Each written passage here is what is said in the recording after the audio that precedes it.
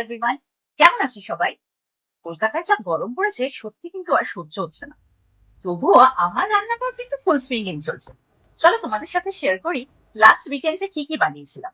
আজকে কিন্তু শুধু স্পেশাল আইটেমস গুলোই দেখাবো। তার মধ্যে একটা হাইলাইট ডিশ হচ্ছে মোগলাই পরোটা। খুবই পপুলার আর একেবারে পুরোনো দিনের একটা ক্লাসিক রেসিপি। বাইরে থেকে ক্রিস্পি, ভেতরে এগ চিকেনের জুসি ফিলে, একেবারে মন ভোলার। বাকি আইটেম গুলো এক এক করে দেখাচ্ছি, সাথে দেখো। মোগলাই পরোটা আমাদের বাঙালিদের কাছে শুধু একটা ডিশ নয়, একটা ইমোশন। ছোটবেলায় এর একটা আলাদাই গুরুত্ব ছিল, এখনো মনে পড়ে। বেথুন হস্টেলের জানলা দিয়ে অপোজিটের ওই ফেমাস বসন্ত কেবিনে মোগলাই পরোটা দেখতাম। ঠিক মতো দেখা না গেলেও সেই গরম গরম গন্ধটা কিন্তু ঠিকই পৌঁছে যেত আমাদের স্কুল হস্টেল পর্যন্ত। সেই থেকেই একটা অন্যরকম নস্টালজিয়া জড়িয়ে আছে এই ডিশটার সাথে। অনেকদিন ধরে ভাবছিলাম একবার নিজে বানাবো, কারণ এর আগে কখনো ট্রাই করা হয়নি।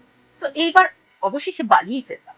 আর তার সাথে ছিল কিছু একদম বেসিক অথচ কমফোর্টিং বে, যেমন লুচি, সাদা আলুর তরকারি, আর অবশ্যই আমার হাতের বিরিয়ানি। বিশেষ করে সানডে মানেই একটাই ডিমান্ড, বিরিয়ানি বিরিয়ানি বিরিয়ানি। তাই পাবলিক ডিমান্ডে এই রবিবারও বানিয়ে ফেললাম। আর একটা স্পেশাল আইটেম ছিল কাঁচা আমের আচার। এই গরমে এর মতো রিফ্রেশিং আর কিছু হয় না। একদম পারফেক্ট কম্বিনেশন ছিল। তোমাদের কেমন লাগলো আমাকে কিন্তু জানাতে ভুলো না। সবাই ভালো থেকো। টাটা।